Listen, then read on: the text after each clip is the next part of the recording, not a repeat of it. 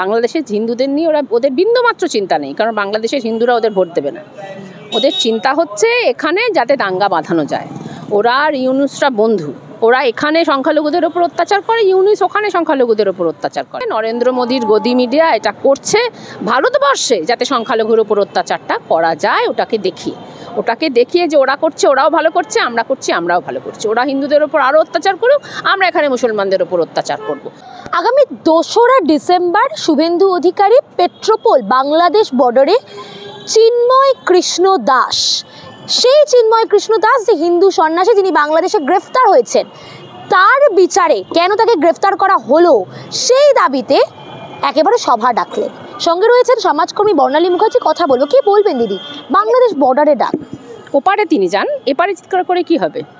ওপারে একজন গ্রেপ্তার করা হয়েছে, অন্যায়ভাবে গ্রেপ্তার করা হয়েছে, শুভেন্দুবাবু তার প্রতিকার চান, এপারে দাঁড়িয়ে চিৎকার করে কি হবে? ওপারে চলে যান, বলুন যে 10 দিনের মধ্যে যদি না ছাড়ো আমরা ব্যবস্থা নেব, সেগুলো করুন। পশ্চিমবঙ্গে দাঁড়িয়ে চিৎকার করে হবে কি? পশ্চিমবঙ্গের মুসলমানরা কি গ্রেপ্তার করেছে চিন্ময় বাবুকে গ্রেপ্তার করেছে ইউনুস সরকার। যে ইউনুস সরকার কিছুদিন আগেই সংবিধান পাল্টানোর জন্য সুপ্রিম কোর্টে দ্বারস্থ হয়েছে যে বাঙালি জাতীয়তাবাদ থাকা যাবে না, ধর্মনিরপেক্ষতা থাকা যাবে না, সমাজতন্ত্র থাকা যাবে না। শুভেন্দুবাবুদের মতোই তো কথা, ইউনুস তো তাদের বন্ধু। এখানে শুভেন্দুবাবুরা ভারতবর্ষের সংবিধান থেকে ধর্মনিরপেক্ষতা, সমাজতন্ত্র বাদ দেওয়ার জন্য বহু চেষ্টা করেছিল, সুপ্রিম কোর্ট মানেনি। ওখানে ওর বন্ধু ওরকম করছে, তাহলে ইউনুস তো তার বন্ধু। আপনাদের যদি কিছু বলতে হয় ইউনুসকে গিয়ে বলুন। পেট্রোপোলে দাঁড়িয়ে, কলকাতার রাস্তায় মিছিল করে, কি বলে নরেন্দ্র মোদী দিল্লিতে দাঁড়িয়ে ভাষণ দিয়ে তো লাভ নেই। আপনারা ওখানে ব্যবস্থা করুন।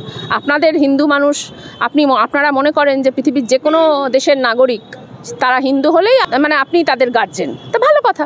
তাহলে আপনারা যখন গার্জেন, তাহলে তাদেরকে রক্ষা করুন, বাংলাদেশে যান, সেখানে সৈন্য পাঠান। কিন্তু শুভেন্দু অধিকারী বলছেন যে বাংলাদেশে যদি হিন্দু সন্ন্যাসীকে মুক্তি না দেওয়া হয় তাহলে তিনি নাকি পশ্চিমবঙ্গ অবরোধ করবেন। এর কি মানে? এবং সব থেকে বড় কথা আরেকটা যেটা আমার প্রশ্ন থাকবে, এর মধ্যে রাজনৈতিক অভিসন্ধি কি আছে? এর মানে হচ্ছে ওরা মুচলেকা দেওয়া পার্টি, ওরা ভীতু পার্টি। ওরা কোনোদিন কারোর সঙ্গে যুদ্ধ করতে প্রস্তুত নয়। ব্রিটিশদের বিরুদ্ধে ওরা সংগ্রাম করতে ভয় পেয়েছে, ওরা মুচলেকা দেওয়া পার্টি। ফলত ওরা আবার যুদ্ধ করবে কি? ওদের যদি ক্ষমতা থাকে বাংলাদেশে যান, বারবার বলছি তো। আপনারা পশ্চিমবঙ্গে দাঁড়িয়ে একটা নিরাপদ জায়গায় দাঁড়িয়ে চিৎকার করে কি হবে? সে তো আমরাও যে কোনো জায়গায় দাঁড়িয়ে চিৎকার করতে পারি। আপনাদের যদি হিন্দুদের বাঁচাতে হয় তাহলে বাংলাদেশের সঙ্গে বোঝাপড়া করুন, তাদের সঙ্গে যান, তাদের কাছে যান। ভারতবর্ষে দাঁড়িয়ে চিৎকার করে কোনো লাভ নেই। আমি যেটা মেন প্রশ্ন এখানে রাখছি যে রাজনৈতিক অভিসন্ধিটা কি? কিছুটা রাজনৈতিক অভিসন্ধি আছে অনেকেই বলছে। রাজনৈতিক অভিসন্ধি এটা যে ওরা ভীতু পার্টি, ওরা বাংলাদেশের সরকারের বিরুদ্ধে কিছুই করবে না। এখানে যাতে হিন্দু মুসলমান একটা দাঙ্গা লাগে, এখানকার মুসলমানরা যেন চিন্ময়বাবুকে গ্রেপ্তার করেছেন এরকম একটা হাওয়া যদি তোলা যায়, এখানে একটা দাঙ্গা লাগবে। ওখানে কিছু হবে না, ওখানে ইউনুস ওদের বন্ধু। এখানে যাতে একটা দাঙ্গা লাগে তার চেষ্টা সে করবে। তারপরে যেটা সব থেকে আরও একটি বড় প্রসঙ্গ এখানে উঠে আসছে, মণিপুর এবং মেঘালয়। সেখানে সংখ্যালঘুদের ওপর অত্যাচার আমরা দেখলাম, উত্তরপ্রদেশের সংখ্যালঘুদের ওপর আমরা অত্যাচার দেখলাম।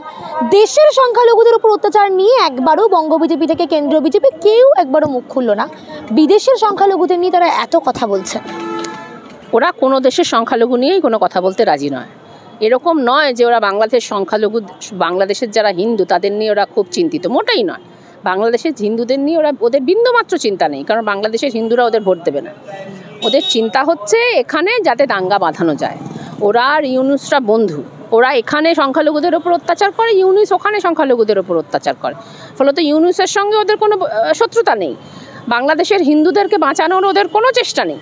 ওরা এখানে দাঁড়িয়ে এখানকার মুসলমানদের বিরুদ্ধে যাতে একটা দাঙ্গা করা যায়, যাতে হিন্দু ভোটটাকে এক করা যায়, সেটা চেষ্টা করছে। আমরা বারবার বলছি যে যারা ভারতবর্ষে মনে করছেন, শুভেন্দুবাবু মনে করছেন, আমিও মনে করি যে অন্যায়, যে কোনো দেশে সংখ্যালঘুর উপর অত্যাচার করা অন্যায়। আমাদের দেশে সংখ্যালঘু অত্যাচার হচ্ছে তাই জন্য বাংলাদেশেরটা হবে এরকম তো নয়। বাংলাদেশের ওপর সংখ্যালঘুর উপর অত্যাচার করা অন্যায়। মৌলবাদীরা সরকারে থাকলে তারা আরও বেশি অত্যাচার করে। ফলত যারা এটা মনে করছেন যে তাদের এটা দায়িত্ব, আমি তো আর সরকারে নেই, ওনারা সরকারে আছেন, ওনারা যান বাংলাদেশের সঙ্গে বোঝাপড়া করুন। ওনারা কি করবেন, পররাষ্ট্রনীতি কি হবে, তারা রাষ্ট্রের সঙ্গে যাবে কি না, সেই ব্যাপারে ব্যবস্থা করুন। এখানে দাঁড়িয়ে চিৎকার করে হবেটা। বেশ কিছু মেইন স্ট্রিম মিডিয়া আমরা দেখতে পাচ্ছি বাংলাদেশকে নিয়ে একেবারে সম্পূর্ণ রকমভাবে প্রচারে নেমেছে এবং তাকে নিয়ে বিভিন্ন রকম মতামত তৈরি করছেন। কিন্তু বাংলাদেশ কি আদৌ আমাদের পশ্চিমবঙ্গে সেই ভূমিকাটা রাখবে যে মতামত তারা তৈরি করতে চাইছেন সেটাকে নিয়ে? আমরা পশ্চিমবঙ্গের সমস্ত দল, সমস্ত প্রগতিশীল মানুষের প্রথম দায়িত্ব এই কথাটা বলা যে পৃথিবীর যে কোনো দেশে সংখ্যালঘুর ওপর অত্যাচারের আমরা বিরোধী। আমরা ইরানে মেয়েদের বোরখা পরবে না, আছে তার ইচ্ছে মতো বোরখা পরবে না বলে তাদেরকে খুন করার বিরোধী। আমরা বাংলাদেশে যে কোনো হিন্দুর ওপর অত্যাচারের বিরোধী। আমরা ভারতবর্ষে মুসলমানের ওপর অত্যাচারের বিরোধী। এই কথাটা পশ্চিমবঙ্গ সহ ভারতবর্ষের যে কোনো সাধারণ মানুষ বলবে। ফলে তো মিডিয়ার এত চিৎকার চেঁচামেচি করে কোনো লাভ নেই।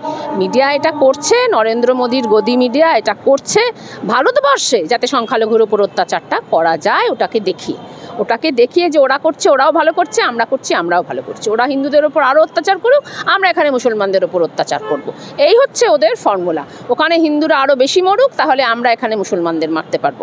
এই হচ্ছে ওদের ফর্মুলা। সুকান্ত মজুমদার বলছেন 2026-এ একেবারে বিজেপি আসছেই, তিনি একদম দৃঢ় প্রতিজ্ঞ সেটাকে নিয়ে। এ অনর্থক কথা বলে কি হবে?